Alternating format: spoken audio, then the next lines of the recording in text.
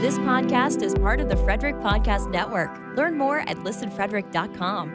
That's number one. You kind of reset your painful, tender to the touch. May also same shoulder length, and the other.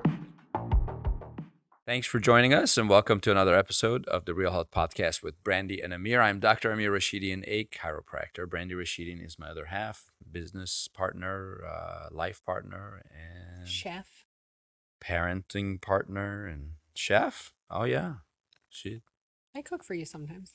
Yeah, not only can she bake, she can cook. She's not much of a baker. Sorry. I have like 4 items. Our son can bake. Yeah. He made his first loaf of bread a few weeks ago. Oh yeah, it was impressive.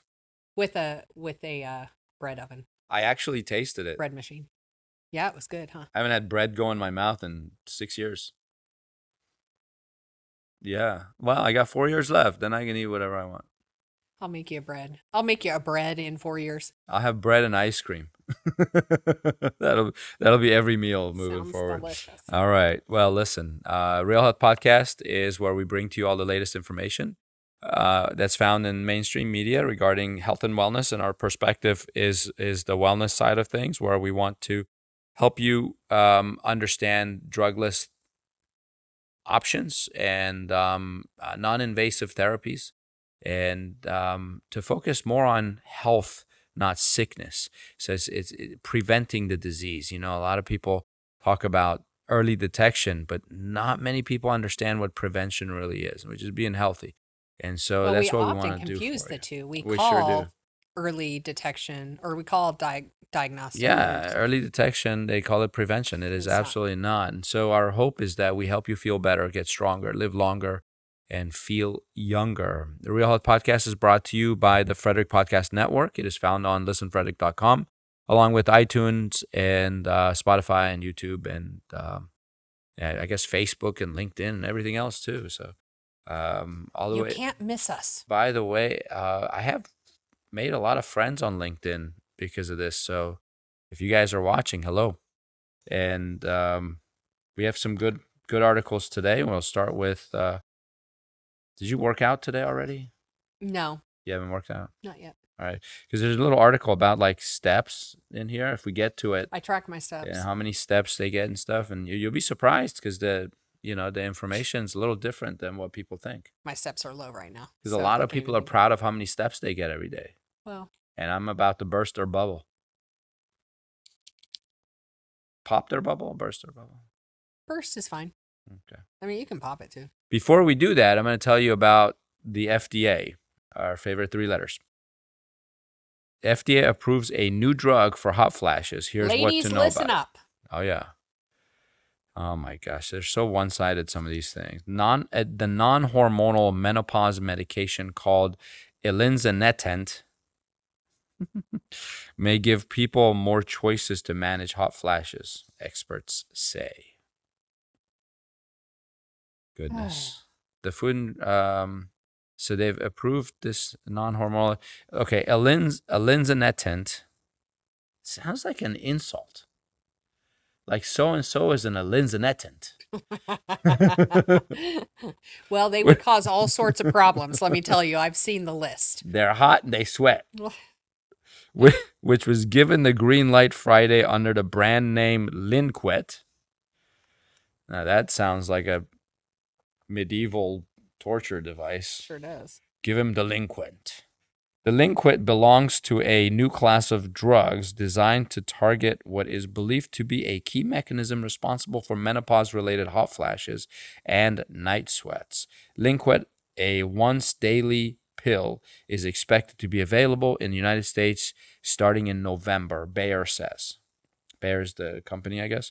A similar drug, Veozah, was approved in 2023. Now, they've limited...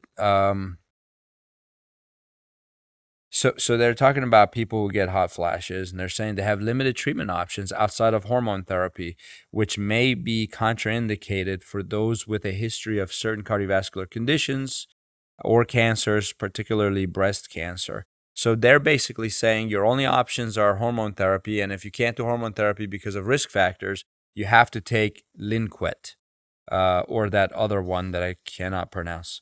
But I think they're wrong because there's a supplement. There's a lot, but the one I've seen really good results with is called Feminine Advantage by Doctors Research, and people have seen really nice results with it. There's some herbal supplements in there, but it's mainly food based. I think black cohosh is one of the ingredients in it, and it seems to get rid of hot flashes. I've maybe in the past few months I've given it to maybe 3 or 4 ladies, and all of them came back within a week or two and said their hot flashes are almost non-existent. That's awesome. Yeah, so I this is just 3 or 4 people, and it's a supplement that's for women's health. It's called Feminine Advantage. You're welcome to Google it or search for it. The company's called Doctors Research. Anyways, elinzanetant, a non-hormonal medication, targets neurons in the part of the brain responsible for temperature regulation and appears to help reduce hot flashes. The drug may also help with sleep.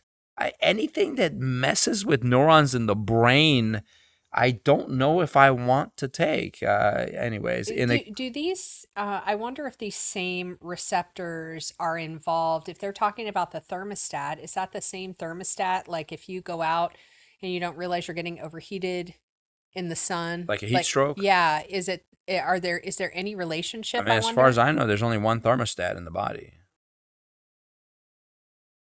So I don't know. Yeah, to me, it just seems risky. Would it make you susceptible to heat strokes? I mean, would it make you not be able to manage your body temperature? I mean, they're basically turning off these neurons that are there for a reason. It says in a clinical trial, the drug reduced the frequency of daily moderate to severe hot flashes by more than 73% after 12 weeks. How long do hot flashes last anyways during menopause? I mean, every woman is so different. Those on the placebo reported a 47% reduction. How funny is that? Nearly half the people who were taking a placebo saw a reduction in hot flashes. 47%. That's almost huge. That's close to 50. They like to position in here that the placebo didn't get great results in comparison. With the drug, 73%. Without the drug, on a placebo, 47%. That's almost half. That's like a huge number. We cannot downplay placebo ever. But to me, when we look at placebo, what that does is it speaks to the mind-body connection. I want to have a friend of mine on the podcast in a few weeks to talk about how trauma works in the body and what the body's physiological responses to trauma, whether that be sexual abuse, physical abuse, whatever the case may be. I think it's unbelievable when we look at what the body is capable of. And I really feel like if we did our research, because I think back to things like, we've talked about this before, don't judge me on this, my favorite mental illness to have studied was dissociative disorder, also known as multiple personality disorder. They don't call it that anymore. But I was studying this when I was like in high school. Like I was always just blown away by it. But it didn't hit me until I was married to you, and in the practice that we were talking about nervous system and whatnot, and we actually I could put 2 and 2 together. But to see what, like when somebody has dissociative disorder and they have a shift in personality, and this has been recorded, there's lots of data. There are some psychiatrists who that doesn't exist, but there's plenty of others who have it documented. They have videotape. So, okay, say what you want. You may not have had one of them, but I'm telling you, it exists. And crazy. Some of these individuals who've had extreme trauma, when their personality shifts from the core personality or to one of their other personalities, there can be physiological changes. Like eye color can change from brown to blue. They can have different disease processes. One may have diabetes, the other one not. They can have scars appear and disappear, beauty marks or diabetes. Yeah. That's crazy. So if you just think about that. There is a mechanism in your brain that actually can separate out and change the physiological. Do you remember the movie Inner Space Yes. with Martin Short That was hilarious. and Dennis Quaid, Mhm. where he said he changed his face from the inside because he was a little spaceship that was or a submarine in Martin Short's Right. body, and he made him look like the cowboy. Yeah. And his like face changed and everything. Yeah. That's what I'm imagining. Where like if your mind becomes a different person, you'll literally look different Well, instantly. there's an old adage that there's all these old sayings that we all have said or we've heard, and we never think about what the true meaning is behind it. So think about this: mind over matter. They're not talking about this little matter over here, like not a situation. Yeah. They're talking about matter. Right. I don't think we can make this table turn into a fish with our mind, but we can affect physiologically our bodies with all our thoughts. I mean, Well, technically, this table doesn't exist. It is a figment of our imagination.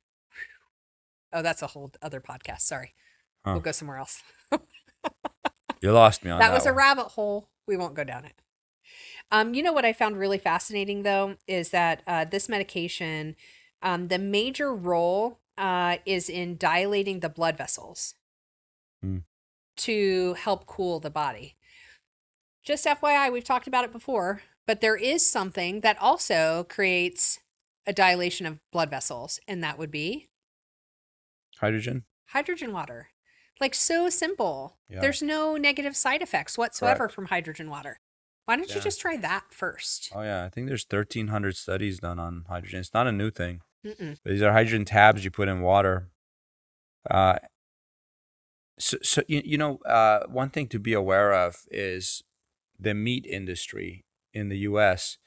I'm not talking about organic, cage-free, free-range, grass-fed stuff. I'm talking about the farm-raised, non-organic meats. Mm-hmm. They inject cows with testosterone Mm-hmm. to get them to get more meaty and bigger, so they can have more meat when they slaughter them. They inject estrogen into chickens, Mm-hmm. and to get them to get big, so have more.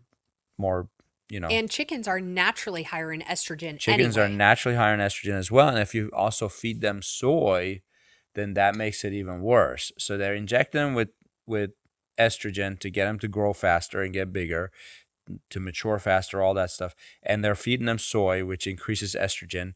And then ladies who eat a lot of chicken are naturally going to run hotter. They're just going to have more hot flashes. And so sometimes it's because you're eating too much chicken.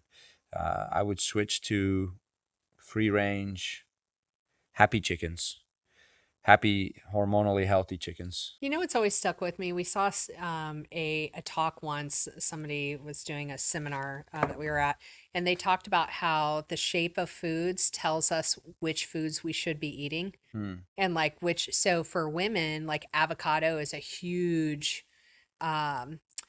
food. It's a really nutrient dense food, especially for women. Like, those fats are really important. And if you look at the shape of an avocado, like, it looks like a pregnant woman. You know what I mean? Like, so there's all of these little things. I thought that was so cool. That's the only one I remember. Yeah, I remember that. That's I almost called it a sermon. I remember that seminar.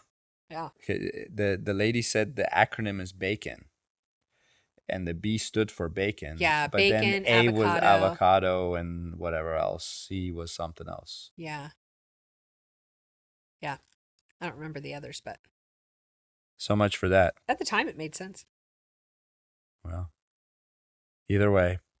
So this drug is a neurokinin receptor antagonist intended to target KNDY neurons in the hypothalamus, a region of the brain responsible for temperature regulation. With declining estrogen levels during the transition to menopause, it is believed that the ovaries lose the ability to communicate properly with these neurons, causing them to become overactive and triggering hot flashes. It's a malfunctioning thermostat, she says. And Or it's just someone's hormones that are out of balance. Right. And that's a sign that the hormones are not balanced. Well, it says declining estrogen, but then why is it that when they're getting all that estrogen from like chickens and stuff, they get hot flashes? Right, but it's not just that, right? And then Because after everything is such a menopause, the balance. estrogen's even lower, but how come they stop having hot flashes? Right. The body gets used to it. Or maybe The it's a malfunction process. ends. The body is supposed to go through that process. Maybe you're supposed to have those hot flashes. Same with fevers, right? You're supposed to have a fever so you can kill the bacteria. Just because we don't understand why something happens Yeah. doesn't mean it's not supposed to happen. Right. Anytime you're treating a symptom, you're missing the cause. Yes. And there's nothing that's caused by one thing. The monocausal theory of disease is obsolete. Monocausal meaning single cause. Right. No disease is caused by one thing. It's caused by multiple. Just like we talked about autism last podcast. Right. And ADHD. It's not caused by one thing. Right. There's a It's a myriad. predisposition with genetics. There's environmental factors. There's mental psychosocial factors. And then you throw in the Tylenol and some adjuvants and some immune dysregulators. And now all of a sudden it's the perfect storm and it leads to autism or it leads to ADHD or whatever else you might have. Right. You know, Brandi always says I'm autistic. You guys should vote. Which one of us is more autistic? I know they're going to say me. Never mind. Vote something else. I want to Look know at you going. what That's percentage not of me. audience think that I am autistic. I know Brandi is not. But anyway, Brandi regularly tells... I have my own like she'll introduce me to strangers. She's like, this is my husband, Amir. He's autistic. I do not do that. I only say it to staff. Okay, so yeah, once yeah, she'll wait till I tell a joke and like there's crickets, and then she goes, "He's autistic." Then they laugh. They go, "Ha ha." No, I've just said you have traits. Traits of brilliance, Yes. Hey, autism also is known not as autism. autism is not. People with autism are typically extremely brilliant. I did hit my head when I was a kid. I don't think that's why. Anyways, is it toxic to the liver and does it cause other side effects? The FDA last year issued a boxed warning, which is a warning required to appear on a prescription drug to highlight potentially serious health risks for Veoza about rare cases of liver injury in light of a report of a patient who experienced elevated liver values within 40 days of starting the medication. The liver values normalized after the patient stopped taking it. Because elinzanetant is new to the market, there is no real-world data on potential liver problems. So let's approve it. Let's approve it and put it out in the market and let thousands and millions of people take it, and then we'll find out for sure if it's toxic to the liver or not. Well, That's for what the they're record, saying. here's the most common side effects reported for this particular medication so far, because it's Linquit, the the new one? yes, The the new one. elinzanetant. Headaches, fatigue, sleepiness or drowsiness, diarrhea, muscle spasms, dizziness, and depression. Oh my gosh. Less frequent but serious watch items, slight increase in liver enzyme tests were observed in some early doses. QT prolongation It's a heart issue. and bradycardia. A few discontinuations in early trials cited prolonged QT and bradycardia. And then there's some issues with modulation of the hypothalamic and the thermoregulatory neurons that may affect hormone levels. The good news Suppression is of the luteinizing hormone, LH. goodness gracious. The good news is it only costs $625 for 30-day supply. For the record, hydrogen tablets are $60 for a 60 tab supply. Yeah, which you can do one a day or two a day, which is still a lot cheaper. And won't have those side effects. They talked about other hormonal treatments. They said that you can take a type of antidepressant, which is called Bristol, which is a softer antidepressant. It's still a serotonin reuptake. It's a selective serotonin reuptake inhibitor, which recently has come under a lot of scrutiny by a lot of experts. They talk about gabapentin being another option for hot flashes, which is an anti-seizure nerve medication. Come on. And no one talks about block cohosh or feminine advantage or any of those things. Having multiple medications that are effective for managing hot flashes is important because hot flashes are not simply a nuisance. They frequently and severely, or the frequency and severity have been linked to an increased risk of cardiovascular disease and dementia. Why won't they say how much it increases that? Right. Well, if it increases heart disease by 1%. Anyways, let's talk about something fun. Let's take a walk. This. We're not walking. No, we're gonna itch first. Itching. So Not scratching. this is very important. So we're probably gonna spend very little time on this. The science-backed trick that soothes an itch better than scratching. Is that intriguing? And they talk about scratching an itch can damage your skin and make the urge even worse. Instead, try rubbing or gently stroking it with your fingers or a soft makeup brush. You don't even need to touch the precise itchy spot. Scientists actually spend time researching itch. I would love to see all the tools they had laying out to scratch the itch. They got the poor mice involved. The mice actually enjoyed it. How often do mice get rubbed? Because they're like, scratch my back. The mice were like, scratch my back. Like, no, we're not going to scratch your back. We're going to rub your back. They're like, come on, just scratch it. No, we're going to rub it. You'll trust me. You'll feel better. Yeah, but mice rarely get handled. They said like 90% of the mice, when they got rubbed, the itch went away. I'm like, what are they talking? Are they telling you? How are they telling you? Oh, yes, mine is much better. I like that. What do you send them to the mouse chiropractor next? You don't even need to touch this. Oh my God. Science found you can apply these techniques to an area as far as about 3/4 of an inch from the site in question. This can be especially helpful if you're dealing with something like a sore from a bug bite or psoriasis that you want to avoid aggravating. Where my brain goes is I go, a lot of people have rectal itches. Never mind. Don't visualize that. In 2020, so there's a history of this itch thing. In 2020, a team of researchers helmed by Tasuku Akiyama, an associate professor of dermatology and cutaneous surgery at the University of Miami Miller School of Medicine, decided to investigate what happens to your body when you rub an itch. I'm dying to know. They showed that stroking the skin of mice halted the itch signal in its tracks. Wow. It was like magic, instantly. Stroking sent a potent counter signal that inhibited the uncomfortable one, essentially keeping the itch from reaching the brain. Once you start scratching, sometimes you can't stop, Dr. Akiyama said. It's called the itch-scratch cycle. There's a name for this thing. If you can resist it, you probably should resist it. Otherwise, there's rubbing. I don't know. I enjoy scratching an itch. It does feel good. Yeah. I think back to last year when I had poison ivy. Ooh. Do you remember? I was smacking myself. Yeah. I tried not to itch it. Yeah. But then I had bruises and red marks from slapping my skin. It's terrible. Yeah.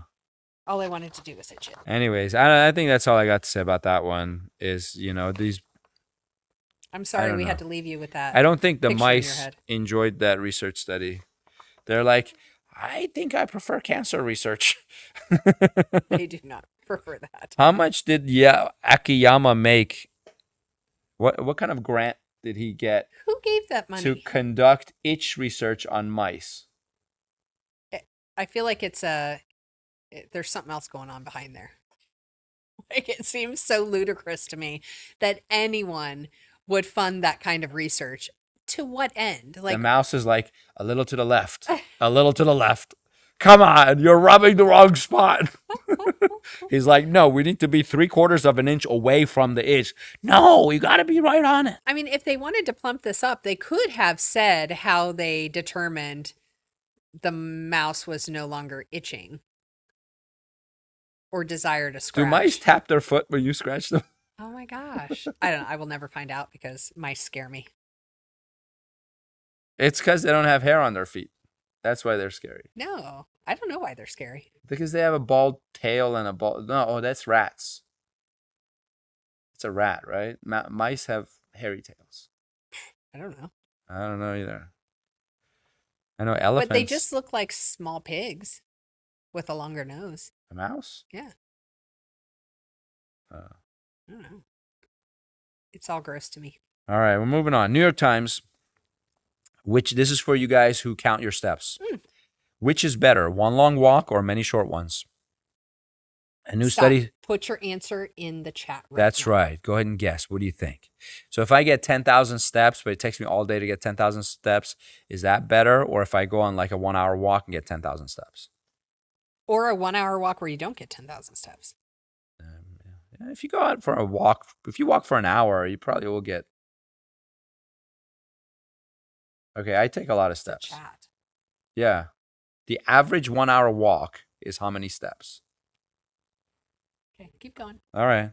A new study suggests that going on longer walks may have more health benefits than taking the same number of steps a day over multiple short walks. Hundreds of studies have shown that higher step counts are tied to lower risk of dementia, type 2 diabetes, and other health issues. But how best to get those steps is less clear. The new analysis published Monday in the Annals of Internal Medicine is one of the first to study whether spacing steps out or consolidating them was linked to better health outcomes. The analysis looked at people who took fewer than 8,000 steps per day. Most participants took fewer than 5,000. Those who regularly walked longer than 15 minutes were 80% less likely to die from any cause and nearly 70% less likely to develop cardiovascular disease over a roughly 10-year period, compared with those who That's a huge... got most of their steps in walks of 5 minutes or less. That's tremendous if you think about the It reduction of risk factor. 80% less any cause mortality. Like if you think about it, like sometimes when we know the actual like risk factors on things, we're blown away or what it reduces, and that's surprising to me. But like what was one I was just going to say? There was a really good one. If you eat 12 or more hot dogs in a month, it increases your risk of cancer by 700%. That's 3 hot dogs a week for 4 weeks. Yeah. 700% Yeah. increases the risk of cancer. Oh, I believe it. I'm surprised it's not even more. Then go find out from the school system how many times in a week hot dogs are on the menu. Then go ask your child, because they're going to school, especially in junior high and high school. You don't know what they're eating if you don't ask them. So that was surprising to me. You know, do you know when I was in school, in chiropractic school, one of the students took a piece of hot dog and sent it to a lab for analysis as if it's a biopsy. So what is this? Teratoma. And it came back teratoma. You want to tell people what a teratoma is, just in case they don't feel like Well, asking definitely chat? do not Google it, and don't click the images button, because you'll see some disgusting. Teratomas can be found on ovaries or in the liver, but it can be found in other tissues as well. But it's basically a tumor that has hair, nails, and teeth. It looks like... How gross is that? It looks like something from another world that should never... It's nasty, and that's what's in a hot dog, guys. Hair, nails, and teeth in hot dog. Unbelievable. It's pretty gross. And that's why I haven't had a hot dog in how many years? I don't know how many years it's been. Yeah. Since then, I mean, I was in chiropractic school back in the 90s, 1997. I started chiropractic school. Yeah. 96, I haven't had 97. one in a long time either. The sad part is I really love the taste of hot dog. I like to load it up. I used to work for Orange Julius when I was Do you in high remember the school. ones that had melted cheese inside the hot dog? Yeah. They still have the, you don't like that? Oh my gosh, Sean. I used to love the ones that had the cheese in it. So good. Except that chili dog is good. I yeah, love chili cheese for dogs too. sure.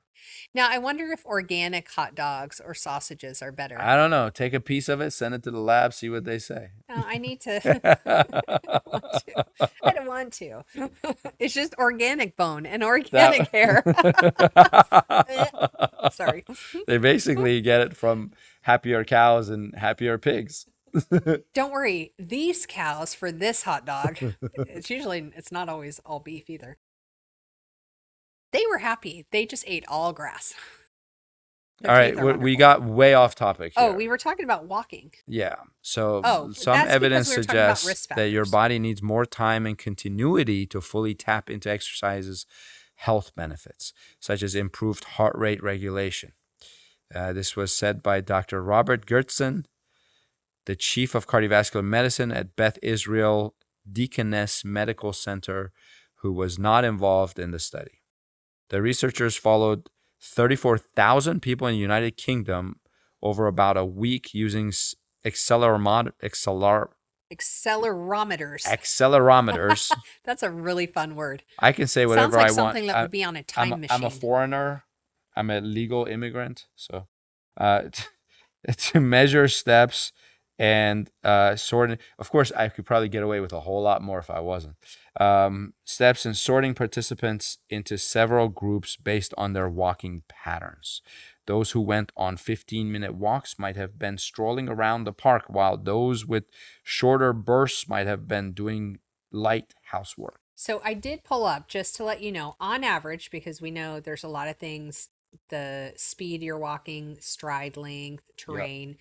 But on average, a 2 mile per hour walk, which is a leisurely, easy stroll, is going to yield you about 4,800 steps in 1 hour. Okay. A moderate brisk walk, about 3 to 3.5 miles per hour, is going to yield you about 6,000 to 7,200. A fast fitness walk, 4 miles per hour, is going to yield you about 7,800 to 8,400. And then a very brisk power walk. If I had the space, I would power walk and let you record me. I learned to power walk with my grandmother. She was amazing. 9,000 to 10,000 steps. So you really have to in 1 hour in order to get that 10,000. Yeah. So you probably get about 6,000 steps in an hour. yeah, The average a person will moderate- probably get 5,000 to 6,000 steps. Yeah. All right. Researchers found that people who got most of their steps in shorter walks had a greater risk of developing cardiovascular disease and dying from. We talked about this already. Well, I think that's it Well, for and that I one. think part of this, what I want to point out is, I think that part of the benefit of that longer walk is that it forces us to breathe heavily if we're doing it right. Yeah. And you elevate your heart rate and you sustain that right. for a period of time, which makes your resting heart rate more efficient. Right. It's funny because I sent to you, we didn't have a chance to report on it, dive into it, but I saw an interesting short that somebody had done the other day about when you breathe in a certain rhythm, and breathing is very important. You have some stuff on breathing in your book too, and the ratio of your inhalation to your exhalation.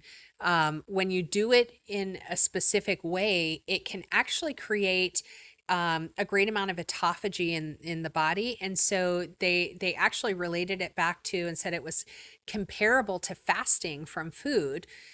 So when you breathe heavily and you breathe in a specific way, then it actually creates the same type of autophagy in the body as fasting, but you still get to eat your food. Can I explain why? I would love that. So what do we breathe in when we take a breath? Oxygen. Oxygen. The molecular formula of oxygen is O2, which means two oxygen atoms come together to form one molecule of oxygen. Now, what do we exhale?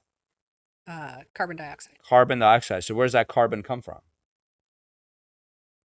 Carbon is the element that comprises anything that that's live, Right. right?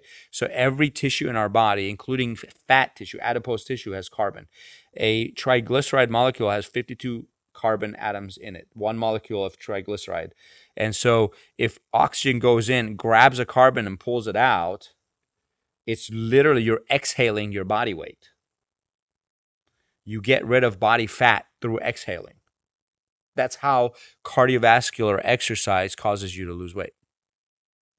Nobody has ever explained that to us. I know. I've never heard it either. It's actually published in the New England Journal of Medicine. Which none of us read. What? Sorry. Well, anyways, They don't read it. I don't read it. There was a guy who lost 100 pounds, and he asked all kinds of doctors and practitioners, where did the 100 pounds go? And nobody could answer him.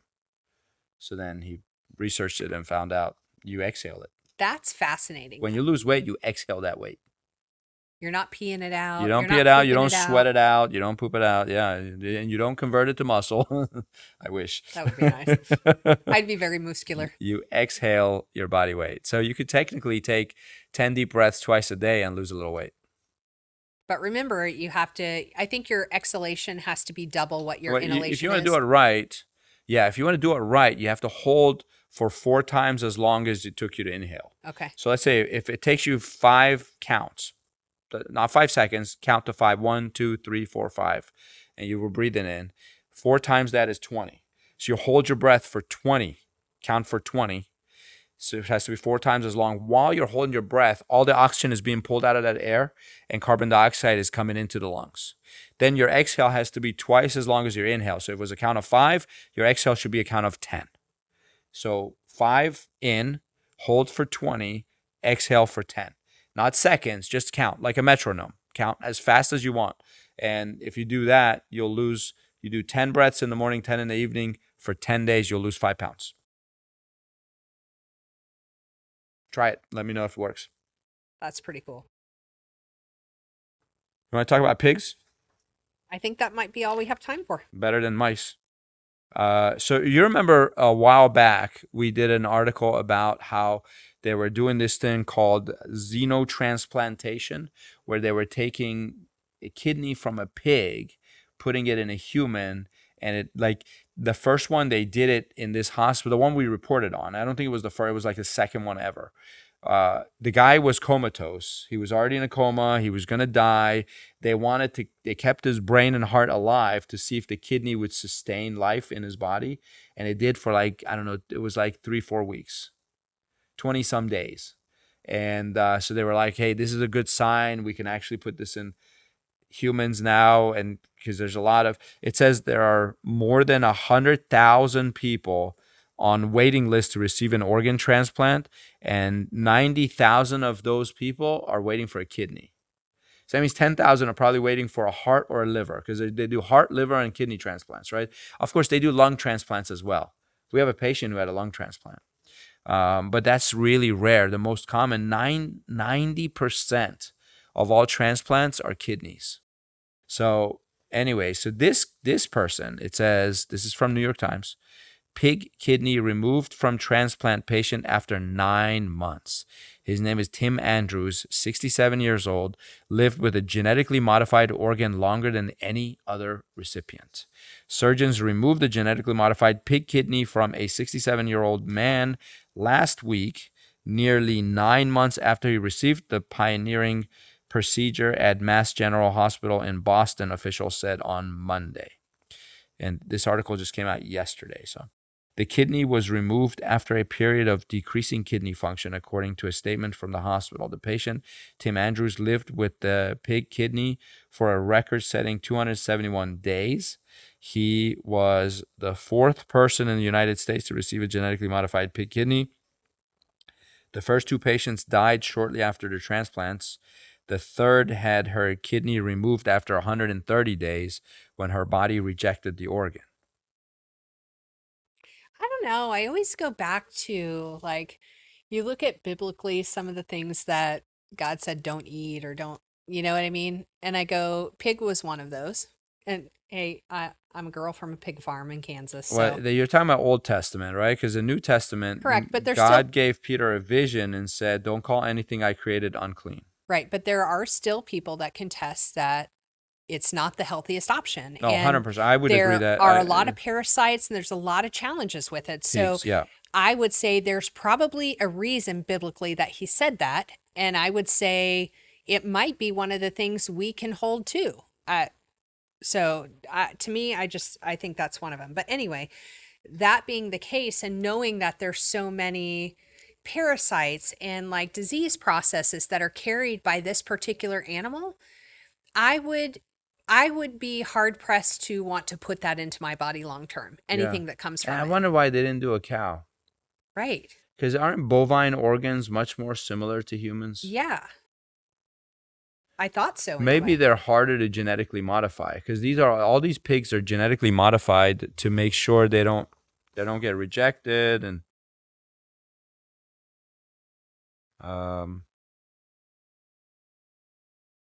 yeah, they do a lot of work on these pigs before they take their kidney and give it to the human.